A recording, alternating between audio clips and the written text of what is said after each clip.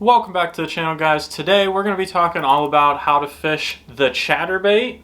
We're going to talk about everything you need to know from gear to color selection and what type of bait you want to use. And then we're going to go out on the water. We're going to show you how to fish it and where you want to fish it. And hopefully we'll catch a couple fish on this video. So stay tuned to the end of the video. We're going to give you a bunch of tips on how to fish this bait. And hopefully by the end of it, you'll be a better angler with a chatterbait and catch more fish with this guy. So let's get into it. And if you're new to my channel, head down below and hit the subscribe button for me. It would help me out a ton, and I put new fishing videos out every Monday and Thursday, from fishing tip videos just like this to tournament footage following along with all the tournaments throughout my season. So if you don't want to miss any of that, hit that subscribe button down below. So the chatterbait has quickly become one of my favorite baits to throw pretty much year round. It almost always catches fish.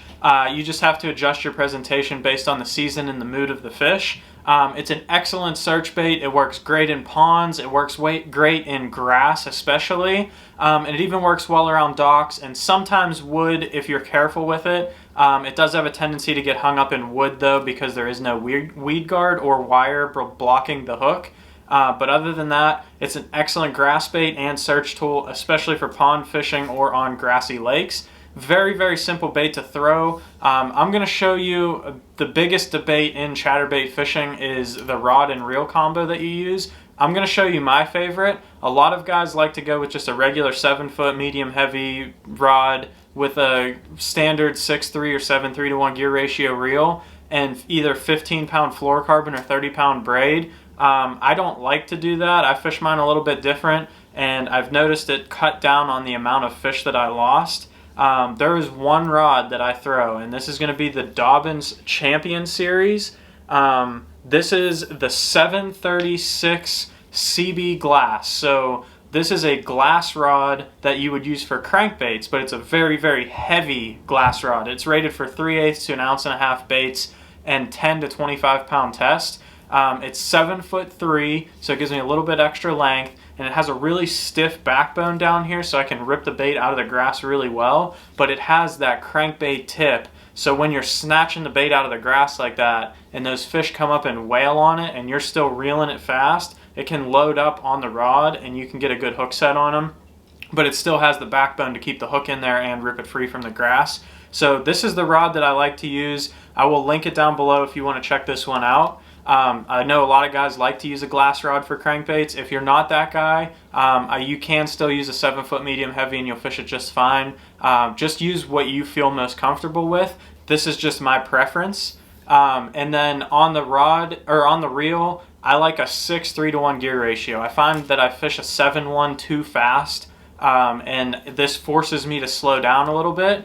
And a lot of times I'm reeling it so fast that I can keep up with them anyway. I like to reel fast. So the slower reel that I can put on here, the faster I can reel the bait and not be actually moving it too fast. So that's why I go with the 6-3 to 1. This is a Lose Tournament Pro, but you can use whatever 6-3 to 1 gear ratio you want, or a 7-1 if you prefer that. And then for line, I run straight 20-pound fluorocarbon. It does keep the bait up a little bit in the water, so that's also why I like to slow down a little bit to get it down there deeper. If you want to go to 15, you can go to 15 as well. There's 3 types of chatterbaits that I fish. They're all going to be made by Z-Man, and the main reason being is the biggest key to a chatterbait is going to be right there on the head. You can see that blade is directly attached to the head. No split rings or anything like that. And the sole reason is that it has too much play in it. When you bring it into the grass and you snap it free, if a blade of grass gets stuck in that split ring, then your bait doesn't start vibrating again, and then it looks unnatural and you actually get less bites. So a lot of times, if you have that split ring in between there, it doesn't have the same response time as these ones connected straight to the head. So just make sure when you're picking your chatterbait out that the blade is connected to the head. I fished 3 from Z-Man.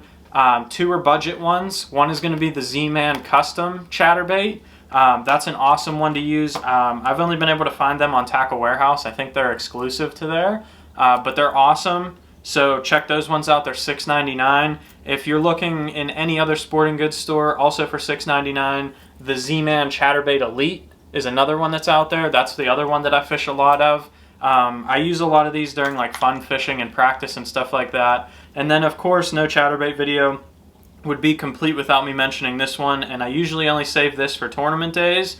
and that's going to be the Jackhammer, of course.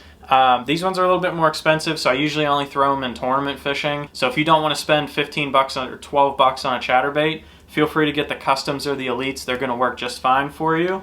As for sizes of chatterbaits, I only fish two. A 3/8 if I'm fishing less than 5 foot of water, maybe even less than 3. I fish it really, really shallow because it will stay up high, especially with that 20-pound test we were talking about earlier. But the one I use 99% of the time is going to be a 1/2 ounce size. I'll fish that all the way out to like 10 foot. I usually don't go much deeper than that with a chatterbait. For majority of the situations, I'm going to have a 1/2 ounce tied on. It's the one that covers the most of the situations that I'm going to be fishing.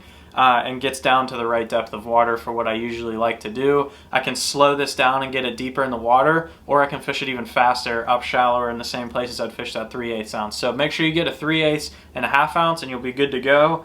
And then as for colors, I stick with 3 with an extra 1 if you want to throw it in there. The 2 that would be interchangeable, I guess, and this is where the extra 1 comes in at, is a white one. You have to have a solid white chatterbait. Anytime the fish are feeding on shad, that's a color that you have to have. But a lot of times if you're fishing in some dirtier water, you can also throw a white and chartreuse. So I do keep both. One trick, if you don't want to buy both of them, just buy the white one and then get a white trailer and then dip it chartreuse, and it'll cover the same base as a white and chartreuse chatterbait. So white is going to be a color that you have to have. And then anytime you're fishing around bluegills, you're going to want something that has a green pumpkin base to it. So this one's just a straight green pumpkin, but some of the other ones I have are like the Houdini color, which has some glitter in it, or like that Brett's bluegill I showed on the Jackhammer that has that like bluegill tone to it. Anything that's a bluegill color, you want something that's like a green pumpkin watermelon color with a black blade. That's the way to go. I fish that color probably 90% of the time. And then the last one you have to have is a black and blue one. Anytime you're fishing in some dirty water, this is a really awesome color. This bait catches them in dirty water really well because of the vibration, but also that dark color. So both of them combined together, it really stands out, and you catch a lot of fish in dirty water with that. And then lastly, let's talk about trailer selection. This is a very important topic when it comes to a chatterbait. It's going to give your bait the right action. A lot of people want to throw craw trailers and stuff like that on their chatterbaits, and it will work. But I found the one that gives it the best action. The Yamamoto Zako is an awesome one to throw on the back of the chatterbait. It perfectly fits. It's honestly probably made just for a chatterbait. I honestly never throw this on anything else except for a chatterbait trailer. And I keep 3 colors, black and blue, white, and green pumpkin. I match them to my bait, or you could throw the green pumpkin on the black and blue one, or black and blue one on the green pumpkin one. Dark colors with the dark colors, and you're good to go. If you want to get fancy with your trailers and try something a little bit different, this is a Rage Menace. It's the only other trailer I would ever throw on a chatterbait. So instead of it hanging off your chatterbait flat like that, you want to turn it so it's vertical and parallel with the hook like this. It'll give it a similar action to the Yamamoto Zako, but it'll have like the craw action to it. That's the only other color, or the only other bait that I will throw on the back of a chatterbait. Other than that, Yamamoto Zako 99% of the time. It's probably one of the best chatterbait trailers out there.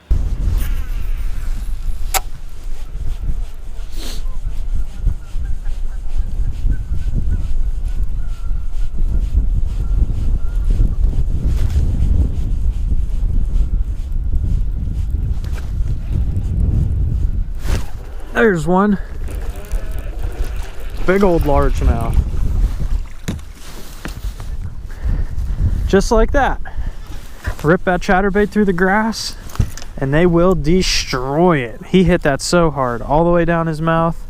Green pumpkin. We're fishing a lake that has mainly bluegills today, so I talked about the colors a little bit earlier. That's why we're fishing green pumpkin.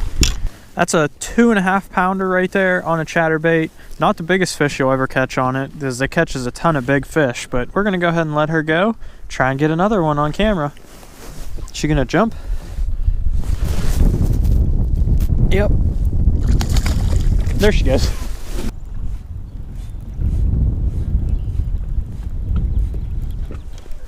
There's one.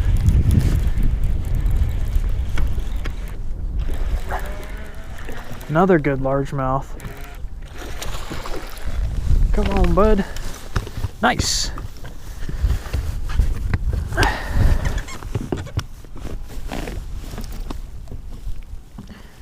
Another one on the green pumpkin. There's another 2.5 pounder on the chatterbait. Good for catching a lot of 2s and 3 pounders. You don't tend to catch many small ones. We're gonna go ahead and let him go. I use them interchangeably. There he goes. I use them interchangeably, chatterbait and a rattle trap. They pretty much fish in the same areas. So like where you're fishing in that submerged grass with a rattle trap, you can also use a chatterbait. And what I've found is you'll catch the numbers on a rattle trap, but you'll catch a lot bigger ones if you throw a chatterbait. You might only catch 5 or 6 or whatever versus like 30 with the trap, but your quality will be significantly better. And we're gonna try something here. I casted that out there and had one bite it, so I slowed my reel down and I caught that one immediately. So another way to fish a chatterbait, especially when the grass isn't up very high and you don't have to rip it very hard, is you can just throw it out there and reel it really slow, and it'll find its way through that grass pretty well. Especially when the water's still cold like this. I'm only fishing 54 degree water temperature, so the slower I can reel this thing, the more bites I'm probably going to get on it. Burning it real fast like that just doesn't, when the water's really cold, they just don't want to react to it that hard. I mean, you can still get a couple to fire on it just because it is a reaction bite. It's hard for them to resist if you pop it right in front of their face real hard like that. But 9 times out of 10, the slower you can reel this thing, the more bites you're going to get. And you can still rip it through that grass if you feel the blade stop. The number one thing with a chatterbait is feeling that blade. If you feel that blade stop, set the hook. Whether it is like just set the hook. It'll rip through the grass if it's grass, and if it's a fish, you'll set the hook into the fish, so you'll be good either way. That's usually my rule. I just set the hook if I feel the blade stop. If you can tell it's grass, you can give it that little double pop to rip it free from the grass, but for the most part, I just kind of hammer home a hook set there. It'll pop it free from any grass, or you'll set the hook into a fish.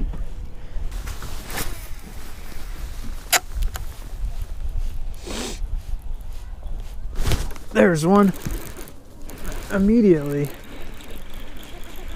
Nice largemouth too.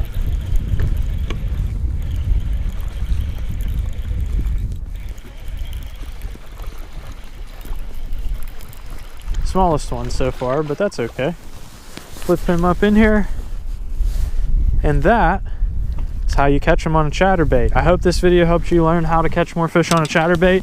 If you enjoyed the tips, leave a like down below and make sure you subscribe so you don't miss any more of my fishing tips or videos. Thanks for watching.